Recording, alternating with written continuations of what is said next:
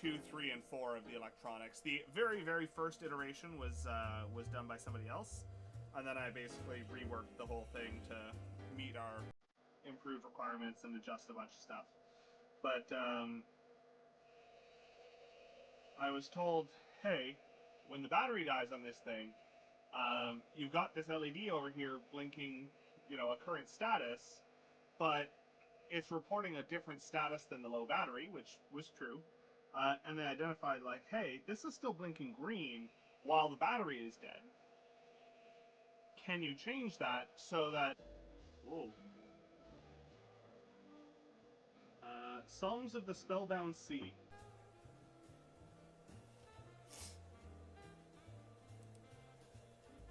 Yeah, I backed a module called Songs of the Spellbound Sea, which is super interesting, and is largely, go figure, based around piracy and pirates, and pirate crews and the like. What's my favorite piece of homebrew to date? Great question.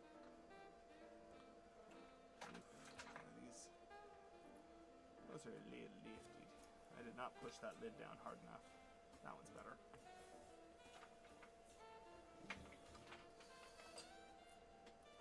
Favorite piece of homebrew to date? To get it.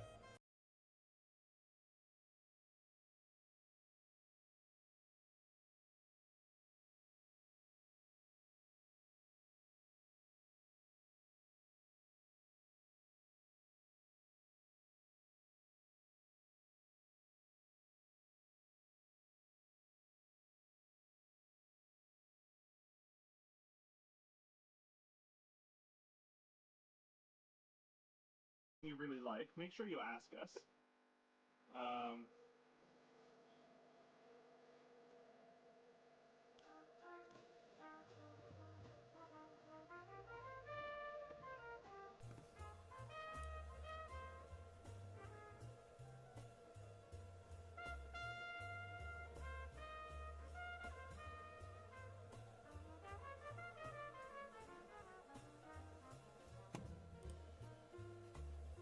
Absolutely, head off, take a nap, no worries at all.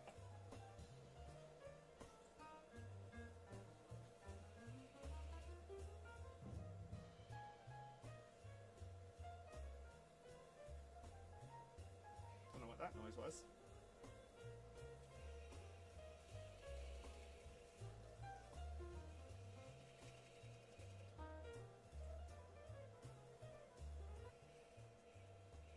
Yeah, I need to, like, I think right now it's like 2 millimeters deep, and I need it to be like a 1/4 millimeter deep.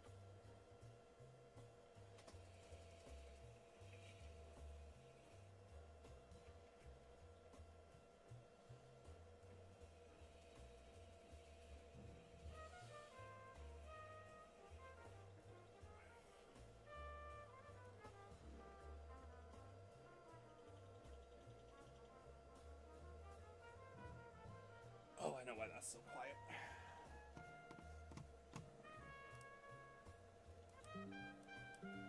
No. Weird.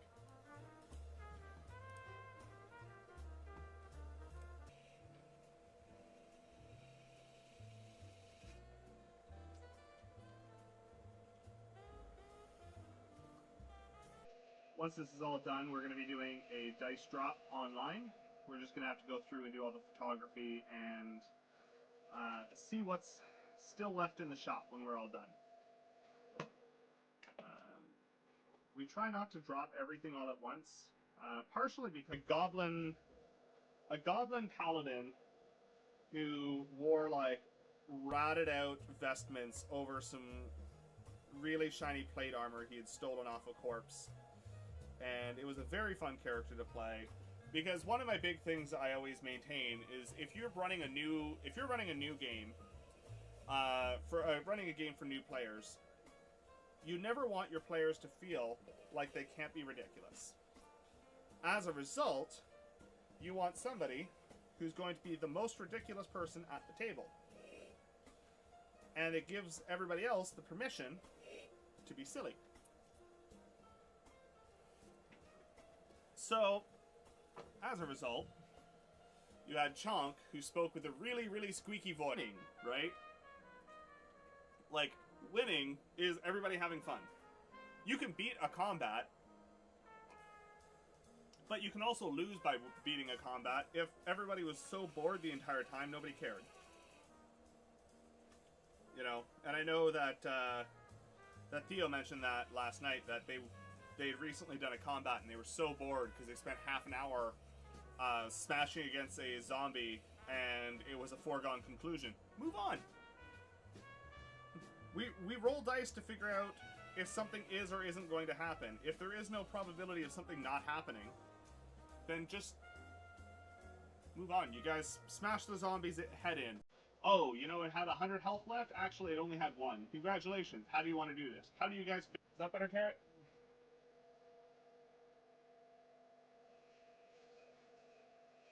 I'm not surprised the music was a bit loud. I'd actually turn it up a bit so I could hear it, but...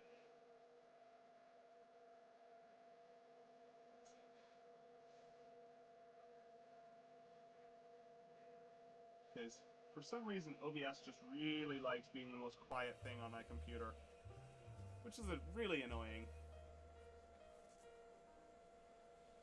It basically means that if I want to be able to hear anything in OBS, I have to have my sounds turned right up, and then if anything outside of OBS plays, then I get my ears blown out.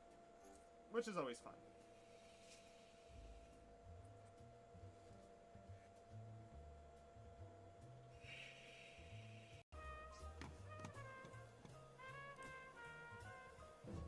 Oh, thanks, Nightbot. Really appreciate that. Good job.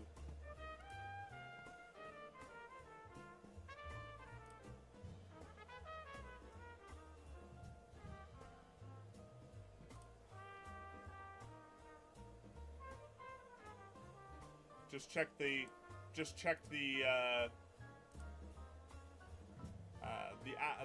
users list, and I see you. I see you there.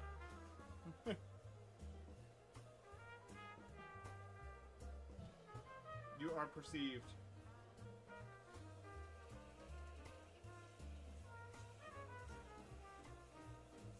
No, not Franco. Thing is not always the easy part to balance for. Like, for instance, one of my players, they have a character who's a sorcerer, which basically means to be viable, they largely should probably have Fireball, right?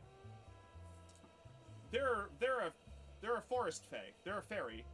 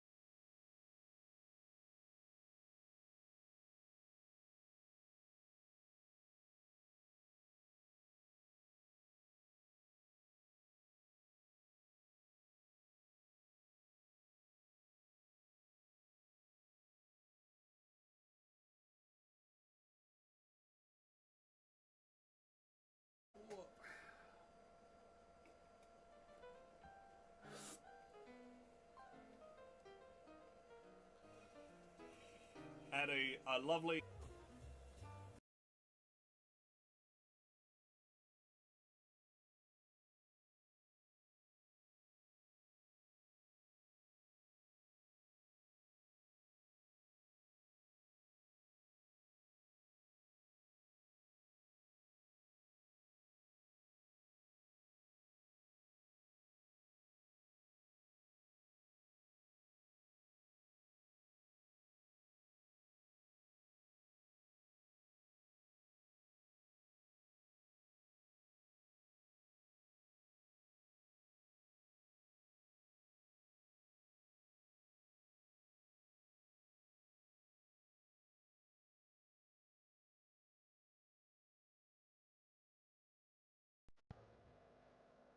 Yeah, top of the combat. It says don't line up, and then does. Like, you know, because it's not like they were worried about metagaming in that aspect of like. But you know, I don't think it's a terribly difficult thing to assume that a dragon's going to have some kind of line attack. I will say, Kenny told me about when he ran a Shardland Dragon for his party, and I actually thought it was really interesting because basically they were beating the snot out of the dragon, having a good fight, and he basically went, you guys are a little over leveled for this, so I want to see what this actually looks like.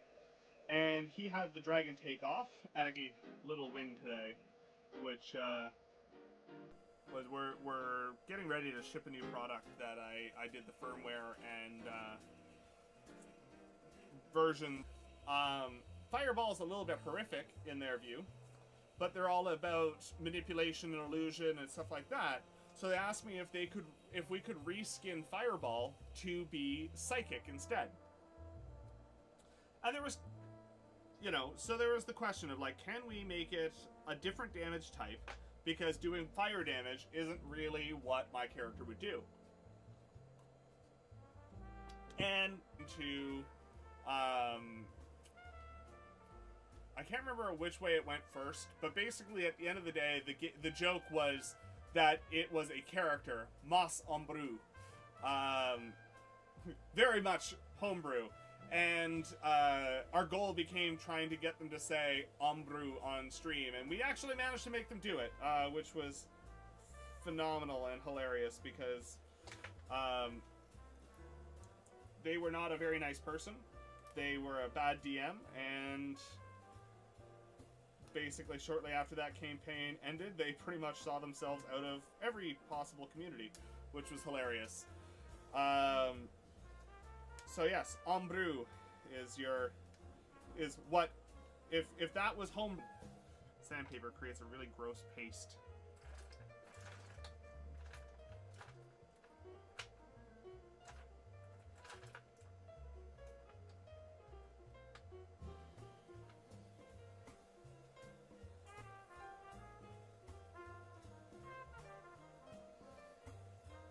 Thank you, Carrot.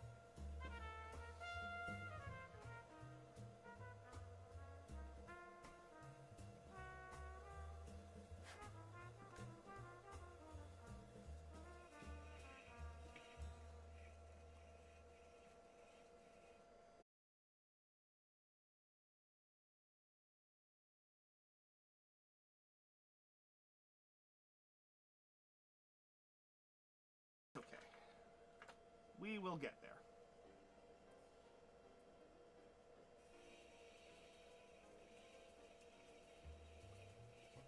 More damage against the monsters guy.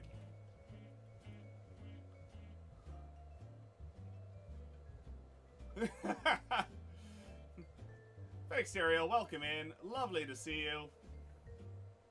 We're sanding dice today because we've got an in-person sale on the weekend. And we're trying to get some stuff ready. Currently we're talking about Killjoy DMs and novelty dice.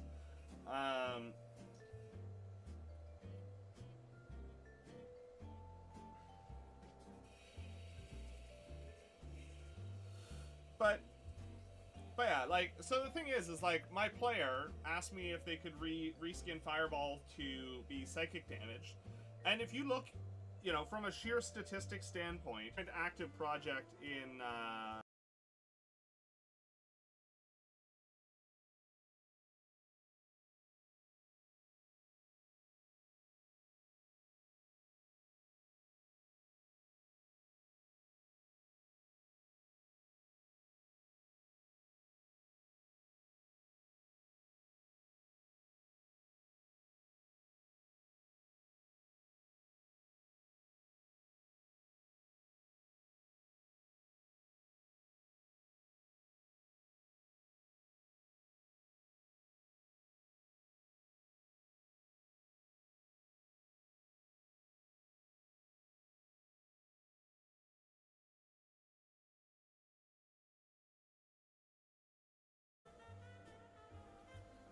no, I appreciate the heads up. Always good to know.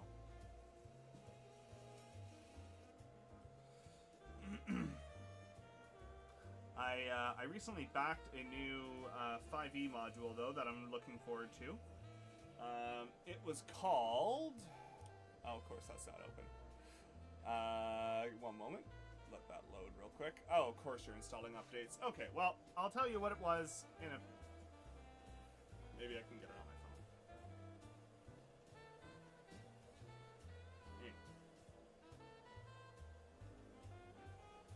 It doesn't, because like I don't want to see that green because people are going to look over and think that it's fine because it's flashing green. But you are absolutely correct. Like that is a very, very good point.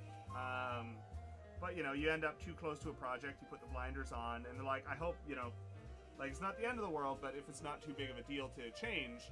And like 3-4 weeks ago, I had refactored my code base so that to change everything over to proper functions and all of that. So it ultimately became a 6-minute fix that now we just have to go through and reprogram all the units that are getting ready, which is annoying, but you know, not the end of the world. But I did laugh at something that 4 more of that one, and that'll bring us up to 6 total for that set. I have 16 of them, but some of them have really lifted faces, and I want to actually evaluate, and I would rather get some polish so Carrot could do some inking and exploring colors and the like.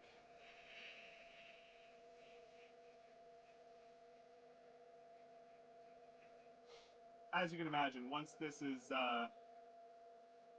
fantastic, and it has been a lot of fun to revisit and go after. Explain Ombrou. In how much detail, Carrot?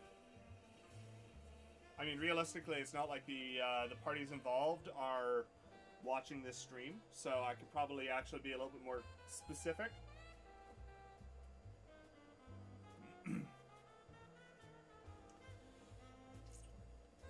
So, basically, a friend of ours was in a D&D campaign that was being streamed. 2 of our friends, actually. One of them ended up dropping out of the campaign for very good reasons.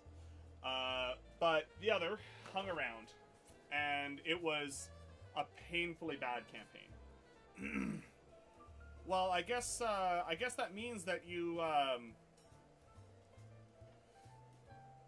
you FK for 5 minutes and missed a bonk. Follow the Franco. Welcome in, Franco. Good to see you. But basically, they were talking about how, you know, they homebrewed the shit out of this game, and we laughed at the fact that no, you haven't. You haven't changed anything. And it became one of those things that was a bit of a meme, right? Is, you know, you got homebrew, and then that ended up turning into thick skin. They don't really care much about psychic damage. Like, it doesn't matter. And people get really weird about some of this stuff.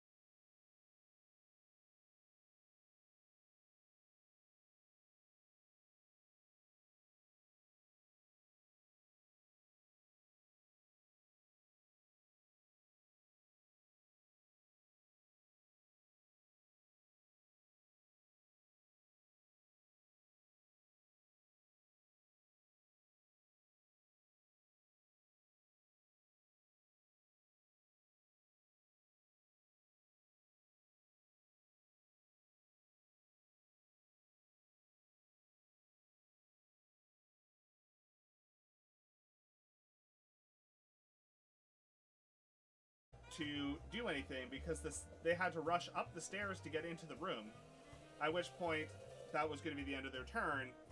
And then we started pulling some really crazy stuff to be like, okay, so some AoE stuff? AoE? Yeah, great, awesome, lovely.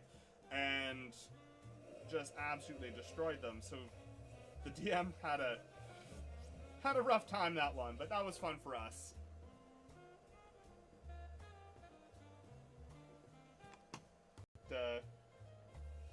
Yeah, it's a little goblin paladin that was designed for keeping the party alive for some first-time players. And Twilight Clerics are particularly good at that. They are very, very, very strong at... they have some auras that allow people to max out healing, and they've got... they have an aura that maxes healing and also gives 10 hit points every round. And that's a passive thing that doesn't need to be re-upped or anything, so it's a pretty strong piece overall. Yeah, and then Carrot kept running away, which is fine. Whatever. But, yeah, they were as it's a little overwhelming, and people don't know what to look at. Partially because it means that that our next dice drop, we're prepping the dice drop after the one we're currently working on, generally.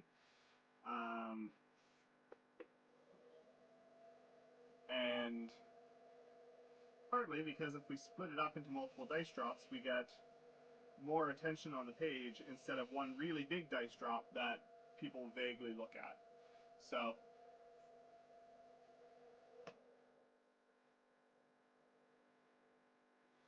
we'll be doing a dice drop. It probably won't be the full, complete totality of everything we have. So if you see some of the equipment that was making them powerful, Carrot's character got in melee and just tied them up, and they kept summoning minions, and everybody else was like, no, I don't think you're allowed to have minions. And the DM after the fact is like,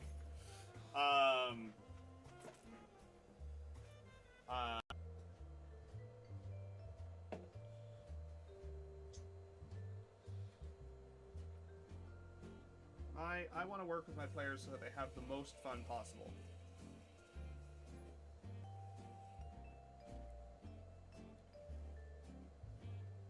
And there's not even really tournaments in D&D. Like there's Adventurers League play, but that's not even really tournament. That's just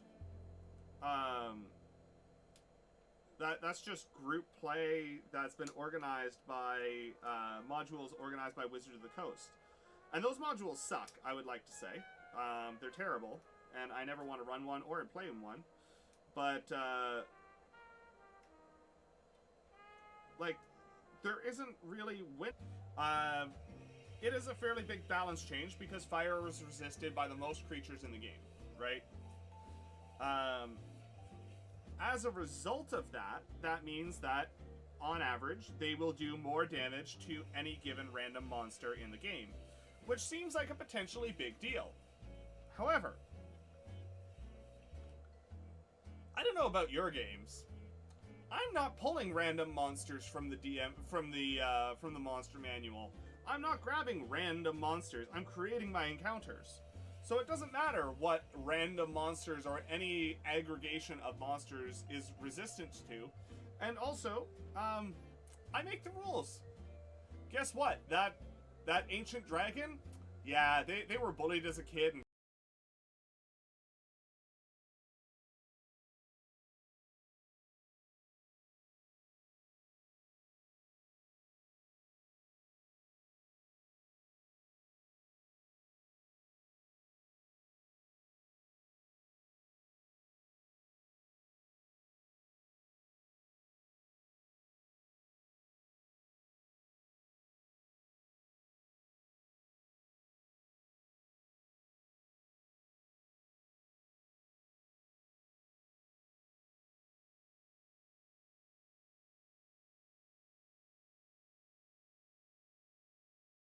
do all sorts of random stuff here. We do 3D printing, we do dice making, we do electronics and engineering.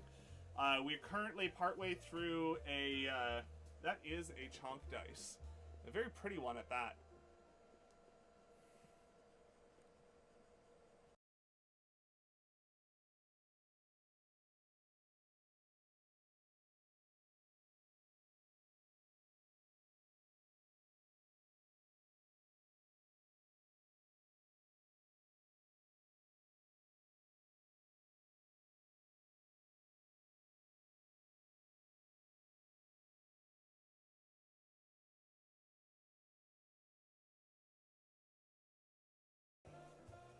So outside of this, our current... The problem is they can oftentimes feel a little lackluster, especially in low levels. And given that this is a fairly low-level campaign, we're like 2 years into it and we just hit level 7. You can't have a class that feels terrible at low levels if you're going to be spending the entire campaign at low levels. So we changed it, and it basically is like a wild magic monk that is built around the idea of protecting their friends. And it is fantastic. Had I built my program differently, would have actually been genuinely kind of difficult, was something that was incredibly simple because I used functional programming instead of, you know, I did everything through functional blocks, splitting it out because it was, even though those functions were very, very short, but in this case, I had one function for turning the set LED red, one for turning it green, and one for turning it off. Instead of having all these, you know, individual write commands, I just called the appropriate LED function. So all I had to do was drop an if statement of like, hey, if the battery isn't good, stop blinking green and just do the same thing you were doing, but red. And yeah, that worked out nicely. Finish off this monster. Describe it for me. Whatever. Carolyn actually has a TPK to her name. I don't. To be fair, Carolyn's TPK is a danger room simulation of basically a friend came to Carolyn and went, hey, I know you want to run more combats. We need to learn how to play together as a team. We'd love if you could run a combat for us. And Carrot set up a fairly... a difficult but manageable combat as long as they were playing well. But they kept the creature in question, I believe it was the Shardlin Dragon that Carolyn enjoyed fighting, so explode midair, and the two pieces came down, the front half and the back half. And basically, like, the front half was the head that couldn't move around but had you know, the beam attack and the aura and that kind of stuff. And then the body didn't have the beam, didn't have the aura, but they forget that, you know, you're playing a game, something that's supposed to be fun and enjoyable for you and everybody else.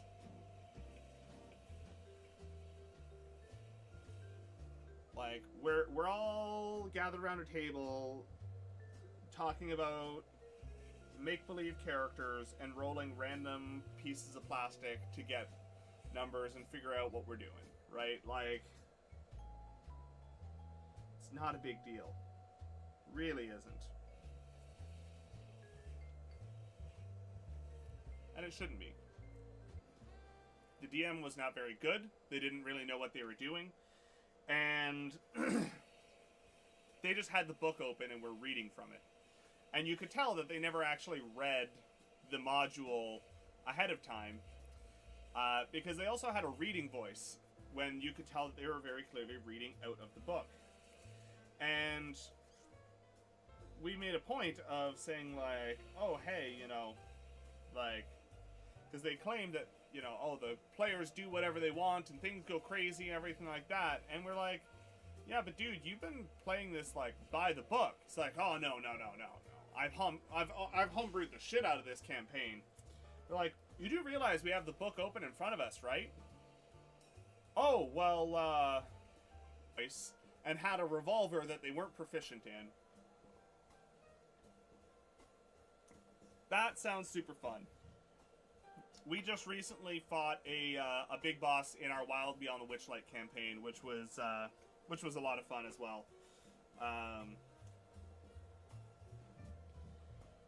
And the party really did a fantastic job of divide and conquer, where my player spent the entire time destroying the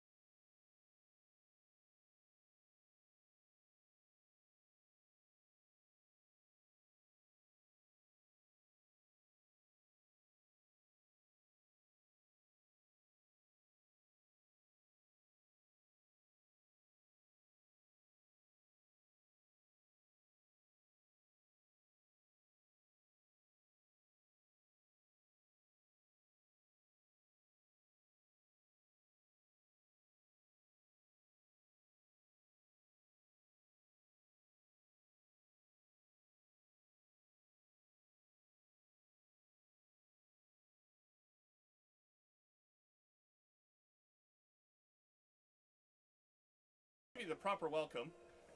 I'm Mothman, otherwise known as... they were like, yeah, pretty much all of their powers required minions, hirelings, whatever. All of their stuff was like stage directions, directing other people to do stuff. But none of them actually lived long enough